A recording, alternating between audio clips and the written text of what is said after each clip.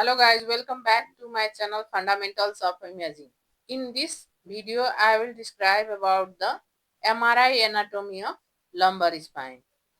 So, learning objective of this video is to understand the regional anatomy of spine, to visualize neural structures, interpret meningeal and CSF spaces, assess vertebral and disc anatomy, evaluate spinal canal dimensions, and correlate the imaging planes. So these are the learning objectives. Let's begin with the protocol. So what are the protocols for MRIs? This include the plane of imaging and sequences. So let's describe the plane. So first is the sagittal plane. This is the long axis plane which takes the spine in single image, and plane is taken in such way that the body is divided into the two halves, that is the right and left halves. So this is called the sagittal. Axial plane is the horizontal axis plane. Plane is taken as that body is divided into the upper half and the lower half, as we can, this is the short axis image. So this is taken in the horizontal plane. We can see that this is the planning. This shows the horizontal plane. Now another one is the coronal plane. This is also the long axis plane in which the body is divided into the anterior and posterior halves. So this is the coronal plane. In these planes, sagittal and coronal, we can see that the alignment of the vertebra. Now the sequences. What are the sequences? First is T1 weighted image. So what we see in T1 weighted image, that is the anatomy, bone marrow signal intensity and fat plane of the lumbar region. Now the T2 is good for pathological evaluation, that is the fluid, edema and disc pathology. And STIR image is sensitive for edema, trauma, infection and tumor, and it is complementary to the T2 weighted image. So this is also for the pathology evaluation. Now this is a special type of imaging, that is T2 gradient echo. It is used to image the suspected cases of hemorrhage, microbleed, and in this special, especially in the trauma. T1 FS post contrast, that is the T1 fat sac post contrast study done in the suspected cases of tumor and infection. So normal T1 ATH is not fat sac image, whereas the post contrast is fat sac image. Another one is the weight bearing or axial loading image for the evaluation of the intervertebral disc. These are the sagittal section MRI images of T1, T2 and STIR images. So we can see that the fatty marrow appears bright in T1 weighted image, as we can see in these images, and subcutaneous fat is also bright, whereas the CSF is dark. In T2, fat is intermediate, as we can see that this is the T2 weighted image. Fatty marrow is intermediate. This is the subcutaneous fat, intermediate, whereas the CSF is bright. And also the intervertebral disc is bright in T2 and iso intense in T1 weighted image. And similarly, fat is suppressed in STIR image. So we can see that the vertebra appears dark because of suppression of fat, and also the subcutaneous fat, there is reversal of signal intensity, so it also becomes dark. We can compare it with the T1 and T2 weighted image, and CSF, that is the fluid, is bright in STIR images. So we can compare these three images. Now this is the axial section showing the T2 gradient echo image, where we can see that this is the dark spot is the due to hemorrhage. This sequence is good for hemorrhage and calcifications. And T1 fat sac post contrast study, we can see that there is a suppression of fat, subcutaneous fat. So we can compare that. This is the T1 weighted non-fat sac. There is no suppression of fat, and we cannot visualize the lesion properly in the T1 weighted image. However, there is an enhancement in T1 post contrast image, and lesion is heterogeneous, high, bright in T2 weighted image. So this is the T2 weighted sagittal image. This one is the T1 weighted post contrast axial image. This one is T1 weighted sagittal. Now the weight bearing or axial loading. So this is used to evaluate the intervertebral disc. So what happens in this loading? It closes the intervertebral gap, that is the gap between the intervertebral disc and vertebra. So this highlights the disc bulges or herniation that may not appear in the relaxed supine position. So we can compare in these images. This is the recumbent image where there is a less bulge, there is a small bulge, whereas in this image we can see that this is more enhanced. This will lead to the correct diagnosis or more pronounced herniation in weight bearing. Now the slice thickness. So what are the slice thickness? That is the standard 2D protocol include the 2 to 4 mm slice thickness with less than 1 mm gap, whereas the 3D protocol include 1 to 1.5 mm slice thickness with no gap. So this enables reconstruction and higher resolution, better for 3D reconstruction, but it has the more data and slightly higher in noise. Whereas the 2D protocol is faster in acquisition, less data, so that large number of images can be stored, but it has lower resolution and it cannot be 3D reconstructed. So these are the benefits and drawbacks of these two protocols. Now the spine. So let's begin with the spinal anatomy. It includes the bony element, intervertebral disc, neural elements, ligaments and soft tissue. So these four components form the spine. Bony anatomy. It includes the vertebral body in plates, posterior element of vertebra and facet joints. Now the vertebral body. So it is a cylindrical structure. We can see this. It is a cylindrical structure as we can see in this image. This is a vertebral body. We can also see in this MRI image. This is the vertebral body. So this is a cylindrical structure and it lies anteriorly and it is a weight bearing structure. So it bears weight and fatty marrow appears bright in T1 weighted image. So it is filled with fatty marrow or bone marrow. These are the in plates, thin cortical bone covering the vertebral body, superior and inferior aspect. These are the dark structures. These are the inflates. There are superior and inferior inflates. These are smooth, and if there is any irregularity, then this could be the pathological or degenerative change. It appears dark in all sequences of MRI, but if there is any modic change, then it will appear bright. If there is type 2 modic change, then it appears bright. Otherwise, it is dark. Now the posterior element. Posterior element is formed by the pedicle on either side, lamina, transverse process, spinous process and articular facet. So this is the facet joint. We can see in this image. This is the vertebral body, this is the pedicle, lamina, and this is the spinous process, transverse process, and this is the facet. There are two facets, superior and inferior. Pedicle. Pedicle is a short, thick structure that connects vertebral body with the posterior arch. So this is the posterior vertebral arch. This connects with the vertebra. So this structure is the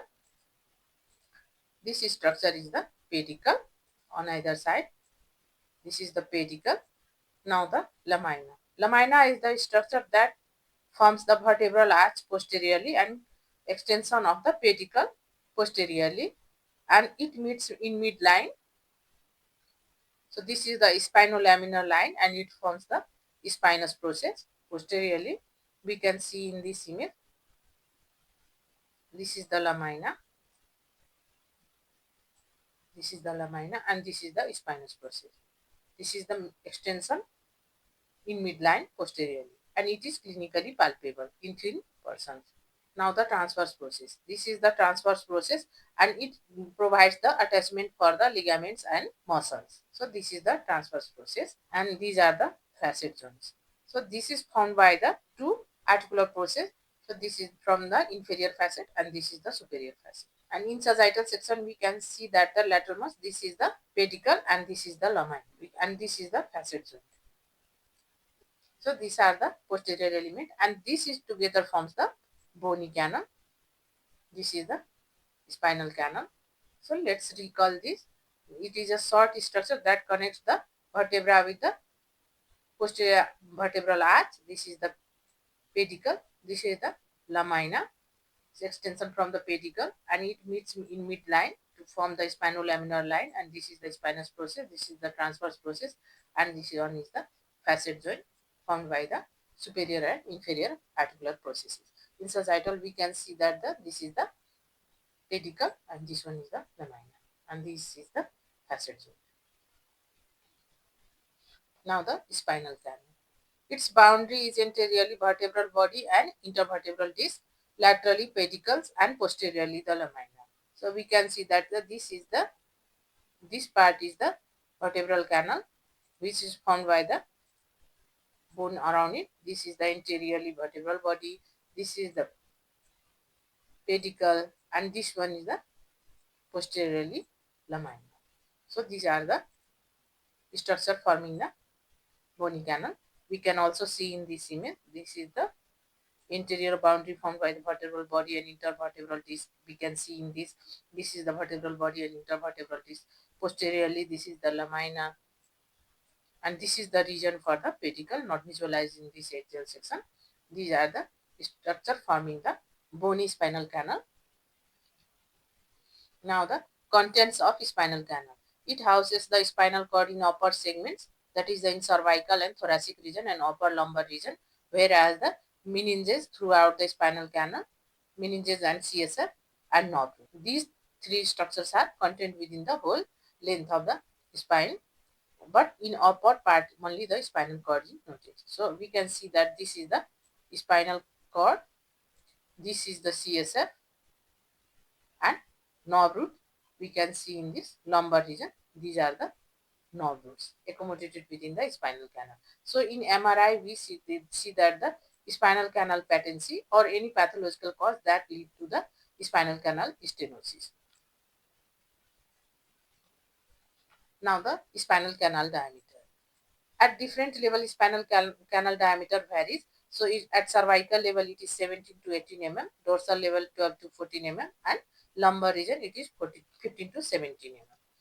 So how to take spinal canal diameter? It is taken in mid-sagittal plane at the point of the mid vertebra, posterior part of the vertebra in mid position to the spinolaminar line, that is the junction of the two lamina in midline posteriorly. So this is the spinolaminar line, and this is taken from there. This line represents the diameter of the spinal canal.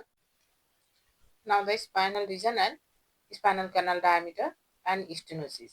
So at cervical region, it is 17 to 18 mm. Less than 13 mm is relative stenosis, whereas less than 10 mm is absolute stenosis. Spinal cord is most mobile in this region. It is less than 10 mm stenosis or diameter. It will lead to the risk of spinal cord compression. In thoracic region, it is 12 to 14 mm. So less than 11 mm is considered as relative stenosis, whereas the 8 to 9 mm is absolute. So it is the narrowest part of the canal. So any small lesion can lead to the compression of cord or canal stenosis. In lumbar region, it is 15 to 17 mm. So less than 12 mm is relative stenosis and less than 10 mm is absolute stenosis. So in this region, cauda equina, nerve roots are present. Stenosis and in this region can lead to the claudication. And in sacral region, it is 15 mm and trapper distally. In this region, stenosis is less common. Now the lateral recess. What are the lateral recess? Lateral recess is the lateral most part of the spinal canal. As we can see in this image, this is the lateral recess. So this is the lateral most part of the spinal canal. It is formed anteriorly by the vertebral body and intervertebral disc. This is the vertebral body and intervertebral disc. Laterally by the pedicle. This is the pedicle. And posteriorly by the articular facet. So superior and inferior articular facet forms the posterior border of the lateral recess. Which region is the lateral recess? This is the region of lateral recess. So what is its content? Its content is the traversing nerve root. We can see this is the traversing nerve root. This is the content of lateral recess. This is best visualized in the axial section of MRI, and in any pathology or stenosis in this region cause the compression of traversing nerve root. This is the MRI image. This is the sagittal section. So this region is the lateral recess region. In axial, we can see that this is the best view to visualize the lateral recess. This region is the lateral recess.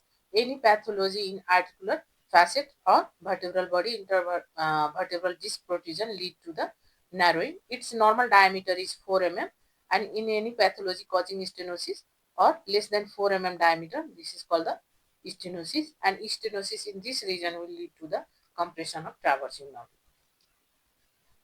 Now the neural foramen. It is the opening in lateral side of the spinal canal. As we can see, this region is the neural foramen. You can also see in this is the neural foramen, and this is the opening of vertebral canal in between two vertebral bodies. So its boundary is the above and below the pedicle. As we can see, this is the pedicle, and anteriorly vertebral body and disc. This is the disc and vertebral body, and posteriorly this is the facet joint. So this will form the posterior border. So its content is the exiting nerve root and vessels. Any pathology in these structures cause to the stenosis of the neural foramen, and stenosis leads to the compression of exiting nerve root. And this is also best visualized in axial sections, but it can also be seen in sagittal view. We can see this is the MRI image showing the neural foramen. This is the nerve root. You can see this is the foramen and this is the nerve root, and these are the vessels. And in axial, we can also see this is the neural foramen and this is the nerve root. So this is visualized in both sagittal and axial. Sagittal is taken as the overview, whereas the axial is seen for the confirmation of stenosis. Now the intervertebral disc. Intervertebral disc is a gelatinous structure, works as a shock absorbent, and it has two parts, that is the central is nucleus pulposus and peripheral is the annulus fibrosus. So MRI is done for visualization of bulge herniation or extrusion or any other pathology. Central nucleus pulposus is gelatinous part. This is the nucleus pulposus and it is hydrated part, 85% of water. It contains what 85% of water. This is bright or titubated image. Normally it is bright unless there is any dehydration or desiccation like degenerative change. This is the nucleus pulposus, and peripheral part is the fibrous part. This is the nucleus fibrosus. As name suggests, it is not hydrated part. This is dark in all sequences. We can see this is the nucleus fibrosus. This is the peripheral, fibrous part is nucleus fibrosus. And this is reniform in axial section. So there is a concavity in posterior aspect. So this is reniform shape. Now the ligaments. There are 5 ligaments in spine. So anterior most is the anterior longitudinal ligament. It is a thin, low signal intensity structure extending from skull base to the sacrum, anterior to the vertebra and intervertebral disc. So its clinical significance is it gives the anterior stability to the vertebra and prevents hyperextension of spine. Now the second one is the posterior longitudinal ligament. It is also low signal intensity structure extending from C2 vertebra to the sacrum, and it lies posterior to the vertebral body and intervertebral disc. Its clinical significance is it limits hyperflexion and also reinforces the posterior disc. Now the third one is the ligamentum flavum. It is a V-shaped ligament that lies anterior to the lamina, and if it gets hypertrophic, it will cause the narrowing of the spinal canal, and it assists in recoil after the flexion, and also it maintains the upright posture of spine. Now the interspinous ligament. This is a ligament lies between the two spinous process, and it limits the flexion of the spine, and it get injured in the flexion trauma. Now last one is the supraspinous ligament. It lies at the tip of the all spinous process, and it is also thin, low signal intensity structure. It extends from C7 to the sacrum, and it limits flexion of the spine, and it also provide the posterior stability. The neural element. What are the neural elements? That is the spinal cord, conus medullaris, and cauda equina nerves. So let's begin with the spinal cord. So it is a long tube-like structure. That is the long tube-like structure connects brain to the rest of the body. So this is the structure that connects the brain with the body. It is isointense to the brain stem in T1 and slightly brighter in T2 weighted image. So it is slightly brighter in T2 weighted image, and if there is any abnormality or pathology, then the signal intensity increases in T2 and Eastern image. So this is the diagrammatic image showing the spinal cord in axial sections, and this is the long axis of the spinal cord. This is the spinal cord in cervical region. Now this is the conus medullaris in lumbar region. It has a smooth outline, cylindrical, and there is a tapering in conus medullaris. So slight expansion with tapering in the conus medullaris is noted, and conus medullaris ended at L1 and L2 level. If it goes beyond that, then this is called the T3rd cord, and sometimes it goes above the T12 vertebra. So this is a rare congenital abnormality. Spinal cord expansion seen in the pathology like tumor and infection and atrophy appears the thinning of the spinal cord, and there is a central canal which is not visualized normally in MRI unless there is dilatation, that is the syringomyelia or hydromyelia. Now the conus medullaris. It is the distal tapering of the spinal cord noted in the upper lumbar region, that is the its termination is at L1 L2 level. As we can see that this is the conus medullaris termination of the spinal cord. Now the cauda equina, it is the top of nerve roots noted in the lumbar region. So this is the cauda equina. This is the nerve root in the lumbar region, and its compression lead to the claudication. Now the CSF space. So CSF space include the thecal sac, subarachnoid space, dural space. These are the structures. So thecal sac contains the CSF, subarachnoid space surrounds the cord and roots, and epidural space contains the fat and venous plexuses. We can see that this is the thecal sac. This is the thecal sac containing the CSF fluid, and in axial section we can see that this is the thecal sac containing the CSF fluid and nerve roots, and the subarachnoid space encircles the nerve roots. So this is not visualized separately like thecal sac. And we can see that the epidural space containing the fat, this area is the epidural space showing the fat signal intensity, that is bright in T1 weighted image.